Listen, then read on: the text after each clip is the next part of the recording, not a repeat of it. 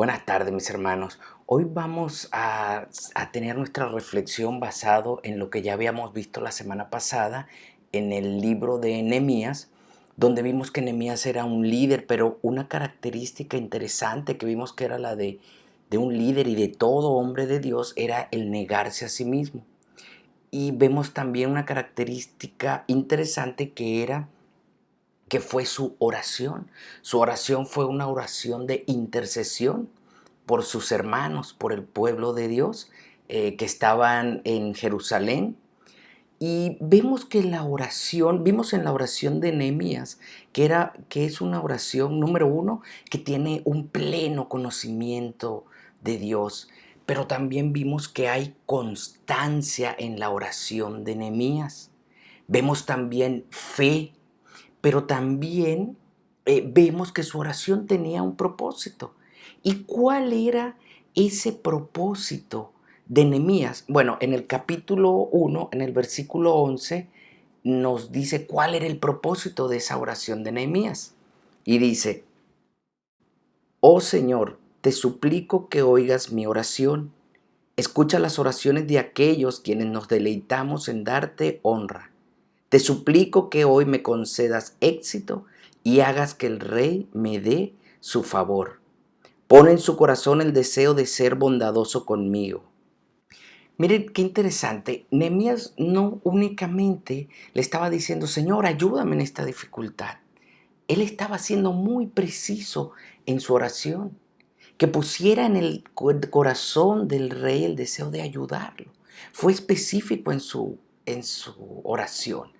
Ahora bien, muchas veces nosotros no sabemos incluso cómo orar, pero tenemos ese maravilloso regalo del Espíritu Santo. Vemos como Pablo en Romanos nos dice una verdad hermosa. En el capítulo 8, en el versículo 26, Pablo dice de la siguiente manera: además, el Espíritu Santo nos ayuda en nuestra debilidad. Por ejemplo, nosotros no sabemos qué quiere Dios que le pidamos en oración, pero el Espíritu Santo ora por nosotros con gemidos que no pueden expresarse con palabras. Si bien vemos que Nehemías sí estaba orando de acuerdo a la voluntad de Dios, pero vemos en este pasaje que a veces cuando no entendemos o no sabemos realmente qué quiere Dios de mí, podemos echar mano. El Espíritu Santo está ahí para ayudarnos y para guiarnos. Pero ahora bien, vayamos a cuál es el centro de esta reflexión, que es la respuesta a la oración de Dios, a la oración de Nehemías, perdón. Y veamos, número uno, una característica interesante, lo vamos a ver en los dos primeros versículos. Nehemías capítulo 2, versículo 1 y 2 dicen lo siguiente: a comienzos de la siguiente primavera, en el mes de Nisán, durante el año 20 del reinado de Artajerjes, le servía el vino al rey, y como nunca antes había estado triste en su presencia, me preguntó: ¿por qué te ves tan triste? No me parece que estés enfermo. Debes estar profundamente angustiado. Entonces quedé aterrado. Bueno, número uno que vemos aquí. Fíjense que nos da la referencia del mes. Nos dice que es el mes Nisan.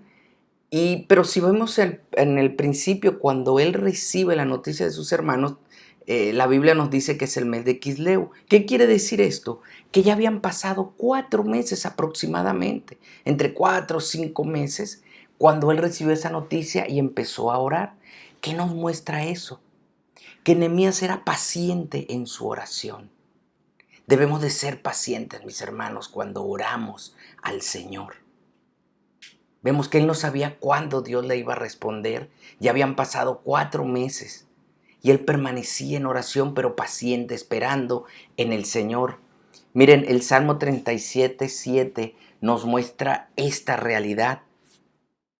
Dice: quédate quieto en la presencia del Señor y espera con paciencia a que Él actúe. Y esa es una manera de orar, esperar con paciencia a que el Señor actúe. Y eso es lo que nos está mostrando aquí. Él había estado esperando pacientemente. Ahora bien, él mismo Nehemías nos dice en ese pasaje que él nunca antes había estado triste en la presencia del rey. Y también hay una razón eh, real del por qué el copero del rey, ni los que estaban en la corte del rey podían estar tristes. Era incluso un delito que pudiera incluso pagar con su vida.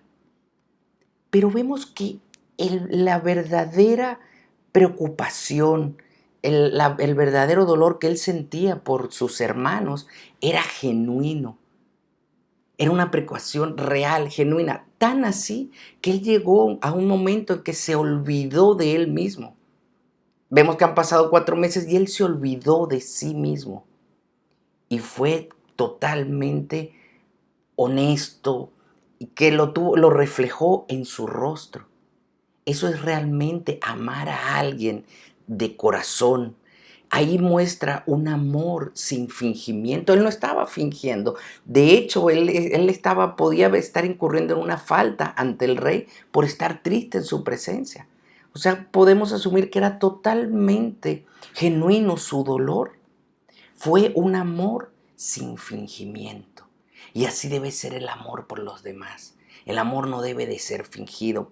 Pedro lo dice así, Juan lo dice así en su primera carta, en el capítulo 3, versículo 18, dice: queridos hijos, que nuestro amor no quede solo en palabras. Mostremos la verdad por medio de nuestras acciones. Él ahí estaba mostrando el amor a sus hermanos. Era real su amor, era genuino su amor. Estaba realmente preocupado por sus hermanos. Sí, lo mostraba. No solamente lo pudo haber manifestado en palabras, lo vivía, lo sentía. Y así es la manera que debemos orar. Pablo en Romanos, en el capítulo 2, en el versículo 9, dice: no finjan amor a los demás, ámenlos de verdad. Y esta es una enseñanza hermosa, mis hermanos. Debemos de amar de verdad. Debemos amar genuinamente por los demás. Pero ahora veamos cuál es la respuesta de Nehemías después de que el rey le pregunta directamente qué es lo que pasa. Nunca lo había visto así. Le contesta Nehemías en el versículo 3. Pero le contesté: viva el rey para siempre. ¿Cómo no voy a estar triste cuando la ciudad donde están enterrados mis antepasados está en ruinas y sus puertas han sido consumidas por el fuego? Miren, vemos la sinceridad y la transparencia de Nehemías. Vemos que era sincero, pero hay un punto muy interesante aquí, que él mostró sus emociones. Él le dice al rey el motivo por el cual está angustiado. Miren, hermanos, muchas veces estamos acostumbrados a escuchar ciertos clichés cristianos que son verdad, que no dejan de ser cierto cuando alguien le pregunta: ¿cómo estás? Y alguien dice: no, bendecido, hermano, de victoria en victoria. Sí, es una gran verdad, pero no siempre ese es el estado del cristiano. El hecho de que uno pueda expresar o exteriorizar sus emociones es una gran ayuda. Eso no muestra de que seamos más espirituales o menos espirituales. Aquí Nehemías fue transparente con el rey, le abrió su corazón. Y muchas veces, hermanos, nosotros no abrimos nuestro corazón. Pensamos que como cristianos siempre necesitamos o debemos de estar bien. Podemos vivir en gozo, sí. Podemos estar tristes pero gozosos. Miren, Pablo en la segunda carta a los Corintios, dice lo siguiente: por todos lados nos presionan las dificultades, pero no nos aplastan. Estamos perplejos, pero no caemos en la desesperación. Somos perseguidos, pero nunca abandonados por Dios. Somos derribados, pero no destruidos. Aquí Pablo nos muestra que como cristianos podemos estar en dificultad, podemos estar atribulados, podemos incluso, como él dice, perseguidos, pero no abandonados. Incluso dice derribados, pero no derrotados. Entonces debemos aprender como seres emocionales, como nos hizo Dios, a mostrar nuestras emociones. Pablo también escribiéndole a Timoteo en su segunda carta, en el capítulo 4, en el versículo 7, le dice: he peleado la buena batalla, he terminado la carrera y he permanecido fiel. Pablo lo pone en términos de que ha peleado una batalla.